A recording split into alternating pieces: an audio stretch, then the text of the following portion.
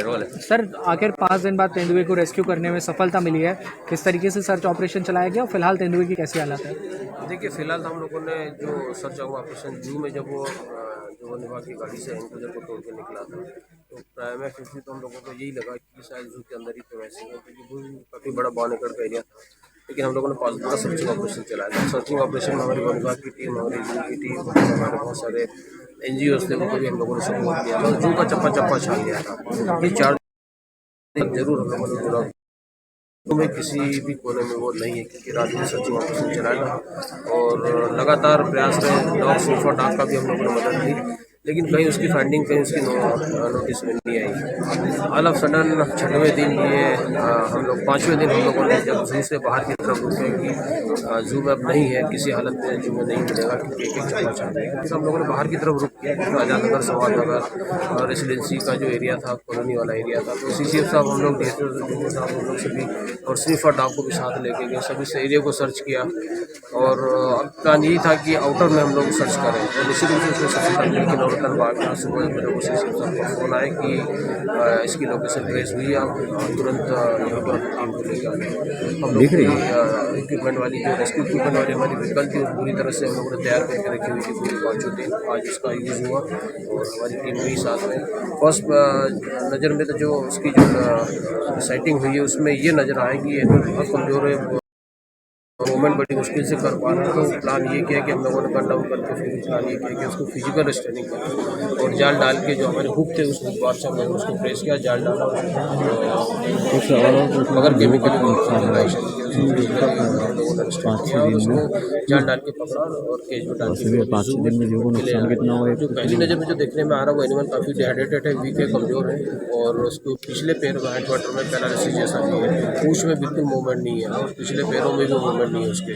तो अभी हम लोगों ने ट्रीटमेंट भी शुरू किया है। पहली नज़र में हम लोग उसको रिहाइड्रेट करें, क्योंकि डिहाइड्रेशन भी उसको काफ़ी सीवियर है, और रिहाइड्रेट करने के बाद फिर आगे का प्लान जो उसमें थोड़ी सी ताकत आएगी, फिर कितना क्या रिस्पॉन्ड करेगा पिछले पैरों से, फिर आगे की लाइनअप ट्रीटमेंट हम लोग सेट करेंगे। सर लेकिन कहीं ना नहीं, देखिए, अब ये वाइल्ड लाइफ को जब डील करते हैं तो इस तरह के इंसिडेंट्स होना स्वाभाविक रहते हैं, लेकिन हम लोग उस डैमेज कंट्रोल को किस स्मार्टली हम लोग उसको कंट्रोल करते हैं, ये बहुत सारी चीज़ें मायने रखती है। हाँ, जरूर एनक्लोजर जो टूटा उसमें कहीं ना कहीं जो इस एनक्लोजर में केरा थोड़ा सा कमजोर जरूर बाहर निकला है, तो उस पर हम लोगों को थोड़ा काम करने की जरूरत है। जू प्रबंधन फाइनेंशियली बात की जाए तो वो अगर इस तरह के इंसिडेंट्स होते हैं तो पहली चीज़ ये होती है कि हम लोग एनिमल को सेफली कैप्चर करें, उसको किसी लेवल का डैमेज ना हो, साथ ही साथ हमारे विजिटर्स, हमारे जो शहर की जो पब्लिक है, उसको कोई तरह का नुकसान ना हो। यही चीज़ पहले हम लोगों की प्रायोरिटी रहती है। पैसा का नुकसान कितना है ये सेकेंडरी टर्सरी चीज़ हो जाती है, इस पर हम लोग ज़्यादा ध्यान नहीं देते। पहली चीज़ हमारी जनता सेफ रहे, हमारा एनिमल सेफ रहे, हमारे जो रेस्क्यू ऑपरेशन में लगे हमारे जो दल के मेंबर्स हैं वो सुरक्षित रहे, ये हमारी फर्स्ट प्रायोरिटी है। कई घंटों की मशक्कत के बाद में अब जू की क्या स्थिति है, कब से खोला जाएगा? क्योंकि हमने अब जू को रिकवरी में ले लिया है, इंक्लोजर में ले लिया है, तो अब हम अभी से ही अपना जू खोल रहे हैं एंड सभी वेलकम है। वापस से प्रॉपर्ली व्यवस्थित रूप से जू संचालित हो रहा है। हम एक जांच रिपोर्ट अपन ने बिठाई है, बाकी है, वो प्रोसेस तो चलती रहेगी। क्या जांच के बिंदु थे उसमें? हमारे एडिशनल कमिश्नर उसमें जांच रिपोर्ट सबमिट कर रहे हैं, उनके सबमिट होने के अनुसार अपन फिर कार्यवाही करेंगे, कुछ ज़रूरत पड़ेगी तो। अब इस तरह की घटनाएं दोबारा ना हो, इसी के लिए आज CCF सर, कमिश्नर सर भी आए हैं, फॉरेस्ट डिपार्टमेंट और जू का डिपार्टमेंट सब साथ में बैठेंगे और एक SOP जो अपना एग्जिस्टिंग है और जो कुछ नया बनाना हो उसके अनुसार प्लान करेंगे, ताकि ऐसी घटना फिर से घटित ना हो। एक नाइट विजन कैमरे की उसको रिप्लेस करने का भी और जितने भी अपने कैमराज हैं वो नाइट विजन के कैमराज में कन्वर्ट करेंगे। कुछ जिम्मेदारी तय की जाएगी कि जो रेस्क्यू होके आते हैं बाहर से? एक SOP तो अपन तैयार करेंगे ही कि charge over taken over report का क्या रहेगा, कभी रात में आता है तो क्या प्रोसेस रहेगा, और जो भी इंक्वायरी रिपोर्ट रहेगी उस अनुसार फिर देखेंगे।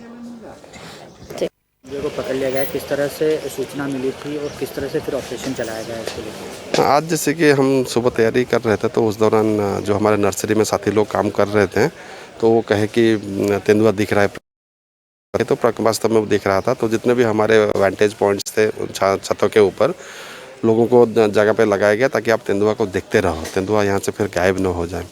और जैसे कि तेंदुआ देखे तब तक हम उस दौरान हमारे जितने भी रेस्क्यू उपकरण होते हैं उन उपकरण को ले आए और उसको पकड़ने में फिर सफल रहे। सर ये तेंदुआ यहाँ से जू से वहाँ तक पहुँच गया, जाहिर सी बात है कि रात में इसने मूवमेंट किया होगा। हाँ, पिछले 2 रातों से हमें रेसिडेंसी एरिया से फ़ोन आते थे कि तेंदुआ लग रहा है कि कुत्ते आवाज़ कर रहे हैं, चल हो रहे हैं। तो पिछले 2 रातों से हम लोग रेसिडेंसी एरिया में देख भी रहे थे। कल बल्कि हम लोग रेसिडेंसी एरिया में सर्चिंग ऑपरेशन भी चलाए, डॉग को भी लेके वहाँ पर चलाए, लेकिन फिर भी हमें कोई साक्ष्य नहीं मिले। कल रात को पुनः फिर वो रेसिडेंसी एरिया से फ़ोन भी आने लगा कि तेंदुआ है, तेंदुआ है। हम लोग देखे लेकिन फिर भी कोई संकेत नहीं मिला। तो मुझे लग रहा है कि रेसिडेंसी एरिया से फिर जैसे कि लगा हुआ रास्ता क्रॉस करते हुए नवरत्न बाग तक पहुँच गया है। सर अब इसकी हालत है काफ़ी कमज़ोर हालत में दिख रहा है। नहीं, ये क्योंकि 6 दिन से इसलिए कमज़ोर हैं। जाति के लिए सामान्य स्थिति है, उसमें से कोई बात नहीं है। ये 15 दिन तक करीब भूखे भी रह जाते हैं, इनको पानी मिलता रहे। तो अभी हम उसको जैसे कि रिहाइड्रेट कर लेंगे और जैसे जैसे कि उसका शरीर में पानी का मात्रा बढ़ने लगेगा तो ये अपने आप फिर ठीक हो जाएगा। अब अभी क्या स्थिति है? इसके पिछले जो दोनों पैर है वो काफ़ी चोटिल लगे। हाँ, चोटिल है। पहला तो प्राथमिकता है कि हम उनको इलाज करेंगे और जैसे कि इलाज हो जाएगा फिर उस पर ऊपर निर्णय लेंगे फिर।